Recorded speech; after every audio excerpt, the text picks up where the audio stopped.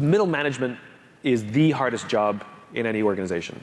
Because when you're junior, your only job is really to do your job. That's it. And you get trained how to do your job. I mean, you all have to be licensed and go to school and learn how to do the job of being an accountant. And if you're really good at it, you eventually get promoted. And you eventually get promoted to a position where you're now responsible for the people who do the job you used to do. But the problem is they don't give us any training how to do that. And senior people are thinking about entirely different things. They're thinking about the firm, they're thinking about strategy. And the problem is, so you have this middle group that's in this sort of weird mix where they have to be strategic but not majority strategic, and they have to be tactical but they're not majority tactical, and they have to translate what's going up here to down there and down here to up here, and most things break in the middle. Because I'll meet firms where the leadership's amazing and they're visionary and they care about people and they want to do the right thing, and then I go down to the front line and they're like, yeah, this place is the worst.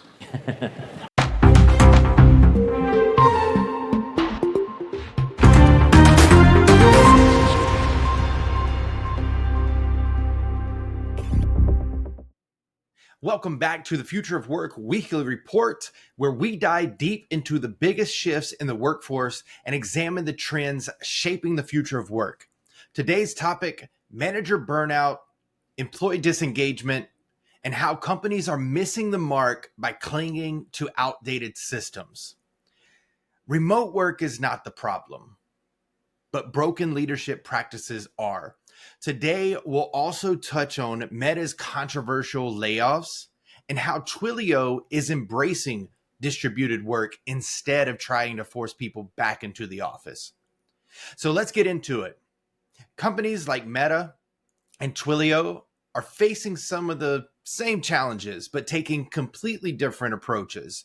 And trust me, it's going to be a wild ride in this episode. Let's go ahead and dive into the first topic, the manager crisis. What's really going on? Let's start with the manager crisis that's looming in 2025. If you've been following the news, you know that managers are facing unprecedented burnout.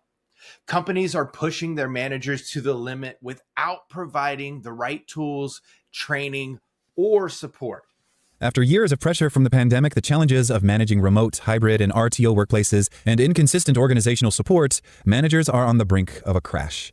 The coming manager collapse is kicking off a vicious cycle for organizations. As managers struggle, Gen Z sees the toll of the job and backs away, leaving fewer employees to rise into management roles.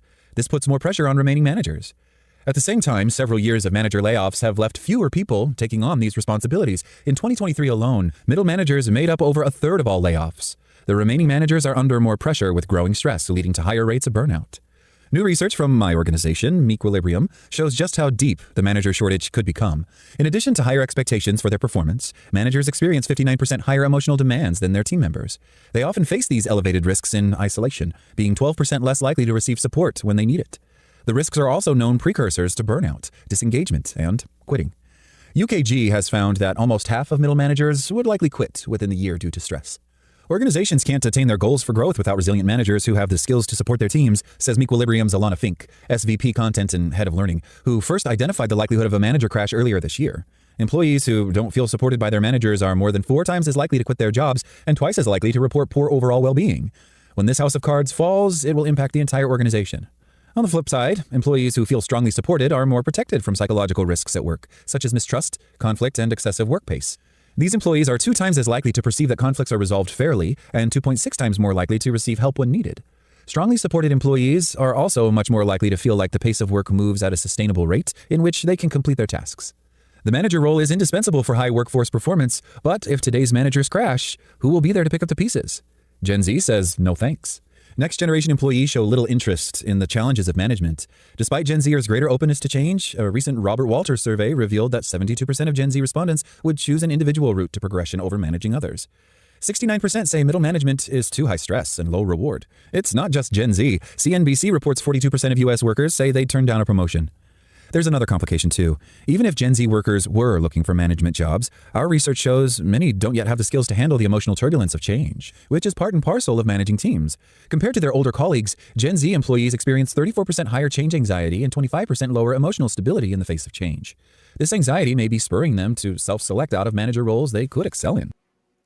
According to Fast Company, this manager crisis is only going to get worse unless organizations start investing in leadership development. The real problem isn't about remote work or the office. It's the outdated systems companies are operating under, expecting managers to do more with less.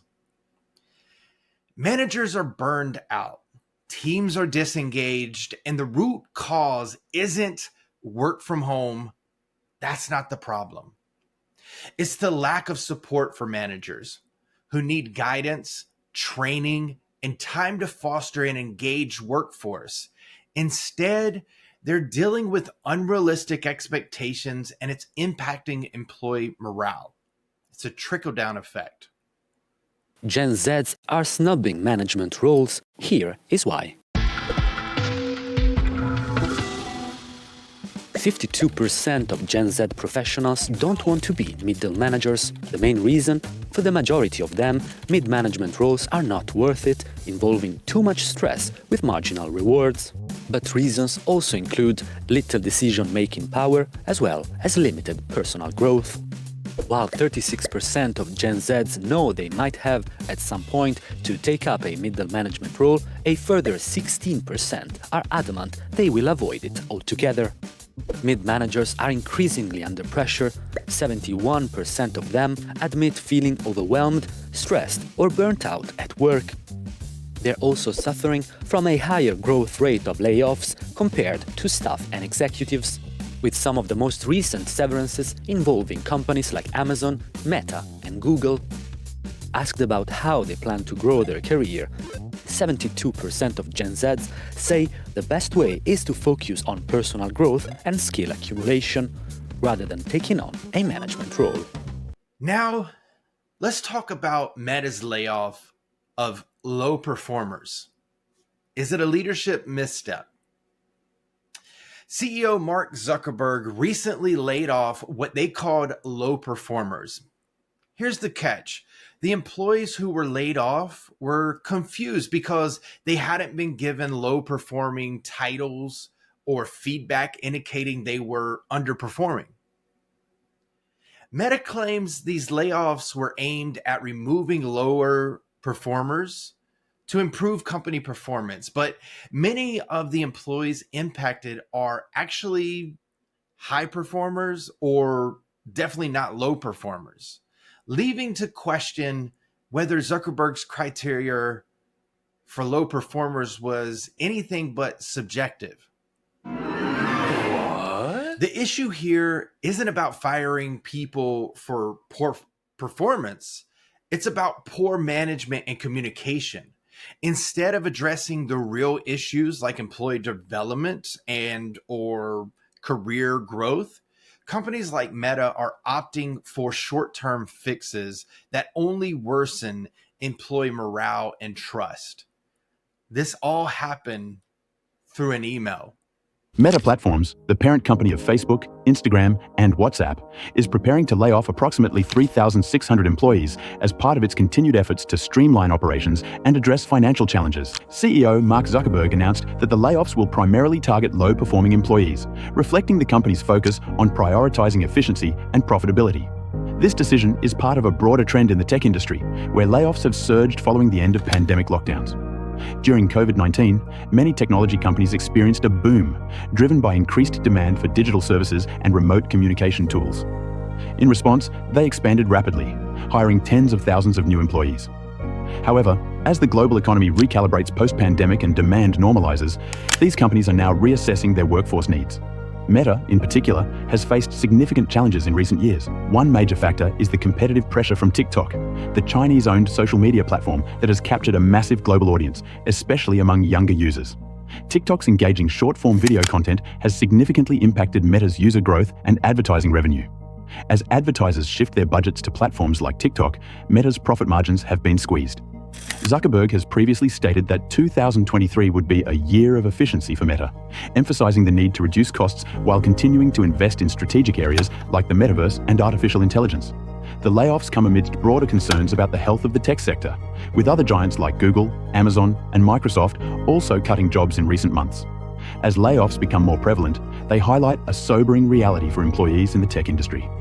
companies are tightening their belts and focusing on profitability, a stark contrast to the rapid growth and hiring spree seen during the pandemic.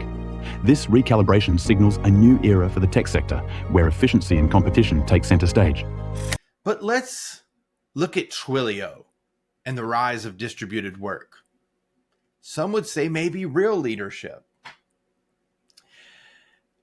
Twilio, a company that's doing the opposite of what we're seeing from Meta and others, Twilio has embraced distributed work, opting for a model where employees don't need to return to the office because it doesn't make sense for their business anymore. The CEO is quoted that their employees thrive in distributed work models, and forcing them back into the office just doesn't align with their business needs. Twilio's approach is about empowerment and flexibility. They're not just adopting remote work.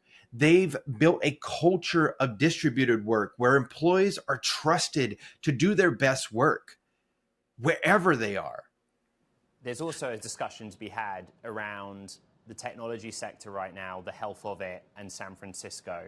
I don't want you to roll your eyes at me, but you've gone there with the debate on remote working, coming back to the office. Just talk me through the logic behind the system that Twilio has, why you think that makes for a better company. Well, first of all, let me start by saying I'm a big believer in San Francisco. I'm in San Francisco right now. This is where I live. This is where our headquarters is. And so I think San Francisco is the greatest town on earth. As far as Twilio goes, we have moved to a distributed work model. And that is both a reality of our workforce, right? We are hiring great people wherever they are in the world. Before the pandemic, about 10, 15% of our employees lived in a place that was not attached to a physical office of Twilio's. Now that number it's getting close to 60% of our population. So what that means is we are able to tap into the global talent pool, which a lot of companies did during the pandemic. But now when you say, oh, but you got to come back to the office, well, there's a lot of people who won't be able to go back to the office, and you'll get a first class, second class world where there are people in offices and there are people who are remote. Well, at Twilio, we've said, look, we're going to just continue leaning into this world of hiring great talent where it is and make them super productive and successful in this distributed world. And, you know, someone said something smart to me once that I've always thought about, which is hybrid is the worst of both worlds. You know, hybrid cars, hybrid work, hybrid, whatever hybrid's applied to. And I think there's actually some truth to that. Yes. I'd rather have a full gas car or an electric car. But hybrid work, I think, is a similar thing. So we are leaning into this idea that we are a fully distributed company and that our job is to get teams together periodically to build that esprit de corps, just build those relationships, to get a lot done. But then ultimately, where people live is not the most important factor in how we build a successful company. So why are some companies still forcing their employees to come back into the office when companies like Twilio are thriving with distributed work? The answer is simple: control. Some companies are still trying to maintain a traditional top-down management style rather than embracing the flexibility that employees need to stay engaged and productive. Oh, and maybe have a little bit of work-life balance. Now, let's get to the heart of the issue: broken systems. The problem is that companies haven't adapted to the changing demands of the workforce. The systems they've built around performance management, employee engagement, and leadership development are outdated, and they're failing their people. Instead of creating systems that focus on engagement and career growth, companies continue to cling to outdated structures that don't work. Zuckerberg's layoffs, manager burnout, and the push for rigid office returns all have one thing in common. They stem from broken systems that fail to address the real needs of the workforce. Middle management is the hardest job in any organization. Because when you're junior, your only job is really to do your job. That's it. And you get trained how to do your job. I mean, you all have to be licensed and go to school and learn how to do the job of being an accountant. And if you're really good at it, you eventually get promoted. And you eventually get promoted to a position where you're now responsible for the people who do the job you used to do. But the problem is they don't give us any training how to do that. And senior people are thinking about entirely different things. They're thinking about the firm, they're thinking about strategy. And the problem is, so you have this middle group that's in this sort of weird mix where they have to be strategic but not majority strategic, and they have to be tactical but they're not majority tactical, and they have to translate what's going up here to down there and down here to up here, and most things break in the middle. Because I'll meet firms where the leadership's amazing and they're visionary and they care about people and they want to do the right thing, and then I go down to the front line and they're like, yeah, this place is the worst. And so I'm like, what happened between here and there? And it's the middle. Most things break in the middle. And so I think there are two factors. One is we don't train people how to lead, right? So as I said before, when you were junior, we have to know what to do. We just do our jobs. We have to be good at it. And as we become leaders in this middle management, we're now transitioning to this job. We're now responsible for the people who do the job we used to do. But nobody is teaching us listening. Nobody's teaching us communication skills. Nobody's teaching us effective confrontation. Nobody's teaching us how to give and receive feedback. Nobody's actually teaching us leadership. So this is why we get managers and not leaders. And like, you would never ask somebody to do anything in accounting without showing them how to do it. Ever. Bad idea, right? So why on earth do we think that we can just promote someone to a leadership position and expect that they know what to do without showing them how to do it? So that's problem number one, is the total vacuum in some cases, or just really minimal amounts of leadership training. And it needs to be robust. The other problem that I come across very often is I get some really wonderful self-taught leaders in middle management. They're reading books. They're going to conferences themselves. They're watching TED Talks. I mean, they're students of leadership. They have mentors. I mean, they're really making a go of it. And they complain that the senior management, all they care about is the quarterly earnings. And so the problem we have there is they're trying so hard to do the right thing, but management really doesn't care. So that's the opposite, right? And in those cases, I generally recommend that the right thing to do, I mean, quitting is always an option, but that's not necessarily the best option or the first option. But I always recommend to be the leader you wish you had, which is, I get the question, it is one of the, if not the most common question I get, which is, what do I do when I'm trying to do the right thing and my boss or my boss's boss or my boss's boss's boss just don't get it, All they care about is money before people. And the answer is you can't control what you can't control. So worry about the people around you. Worry about the people to the sides of you, a level below you, even a level above you, and you be the leader you wish you had. And what you start to find in those pockets is these magical little diamonds in the rough appear. We worked with a large technology company, and we worked with a group where that's exactly what we did. We developed this whole leadership thing just for this little group in the middle. And yes, they started to do better, and their numbers went better, and the group expanded, and blah, blah, blah, all the things you'd expect to happen. But one thing we didn't expect is that the phone started ringing off the hook from other people in the firm asking, can I get a job in your group?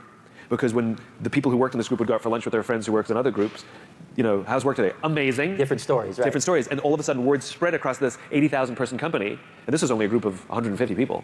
Word spread across this 80,000 person company that everybody was trying to get into this group just because they wanted to work in it, because you had good leadership. Right.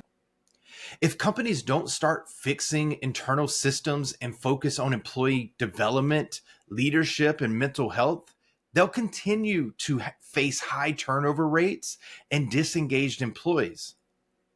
So how do we fix this? How do we move from broken systems to a more engaged workforce? Let's look at this list. Invest in leadership development. Give managers the tools they need to succeed and stop overloading them with unrealistic expectations.